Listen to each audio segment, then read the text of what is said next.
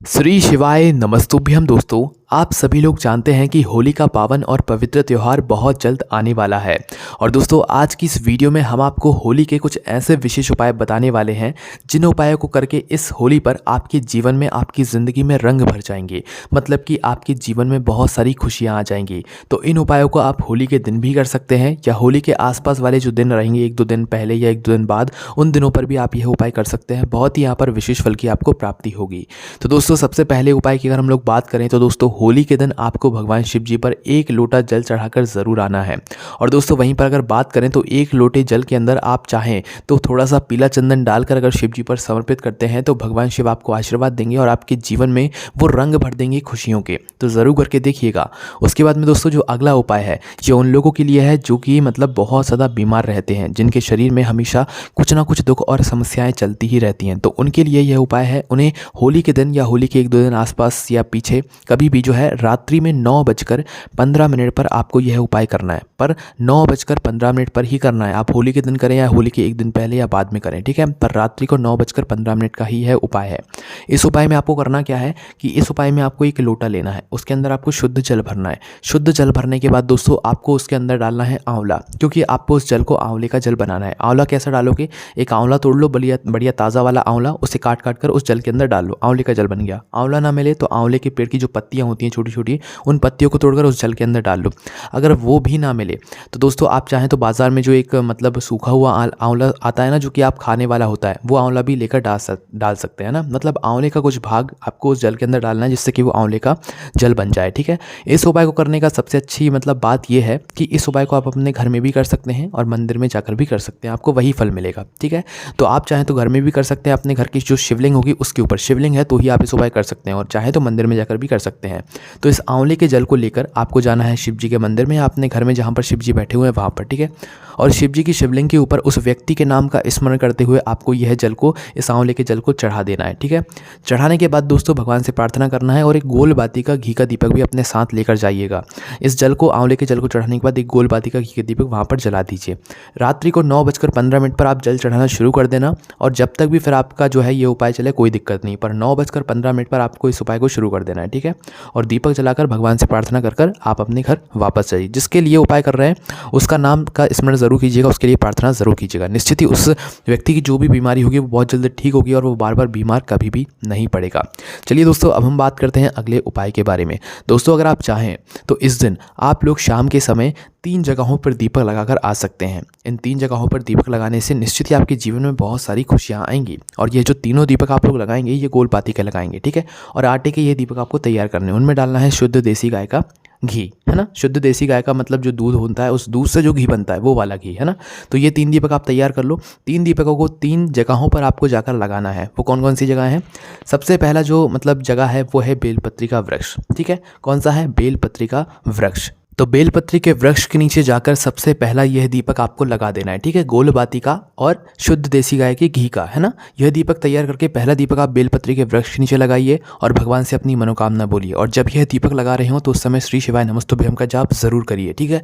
पहला दीपक बेलपत्री के नीचे, दूसरा दीपक आपको लगाना है पीपल के वृक्ष के नीचे, ठीक है। दूसरा दीपक आपने पीपल के वृक्ष के नीचे लगा दिया और तीसरा दीपक आपको लगाना है आंवले के वृक्ष के नीचे। इन तीनों ही वृक्षों के नीचे, इन वृक्षों की छाया में बैठकर, मतलब यह वृक्ष बड़े होने चाहिए, उनके नीचे बैठकर आप लोगों को ये दीपक लगाने हैं, तभी आपको इस उपाय को करने का फल मिलेगा। वैसे तो दोस्तों यह उपाय आपको नियम से प्रतिदिन करना चाहिए भगवान भोलेनाथ का आशीर्वाद प्राप्त करने के लिए, पर होली के दिन करके देखिए, निश्चित ही आपको भगवान की कृपा आशीर्वाद प्राप्त जरूर होगा। ये बहुत ही विशेष उपाय है, जरूर करके देखिए।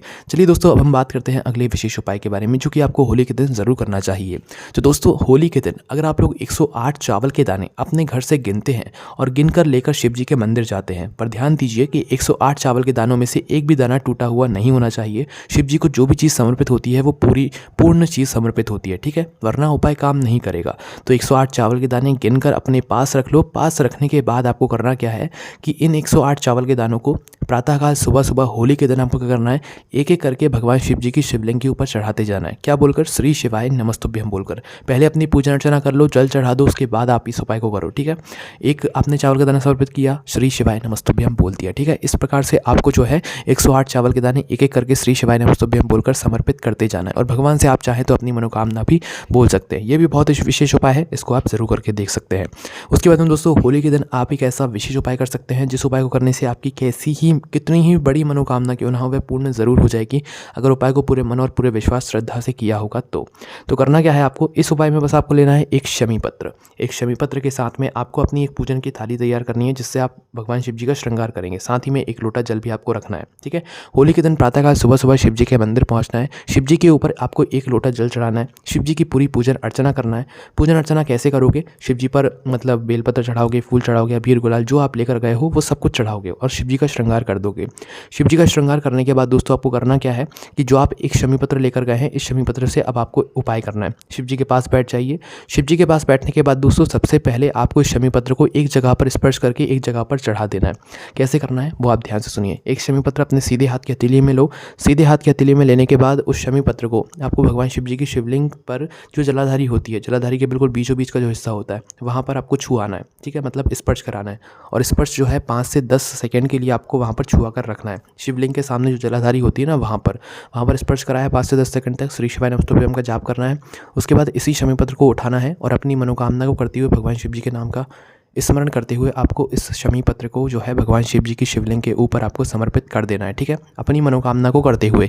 इस उपाय को करने के बाद आपकी कैसी ही बड़ी से बड़ी मनोकामना क्यों ना हो वह पूर्ण ज़रूर हो जाएगी, क्योंकि आप इस उपाय को बहुत ही विशेष दिन होली के दिन करने वाले हैं, है ना।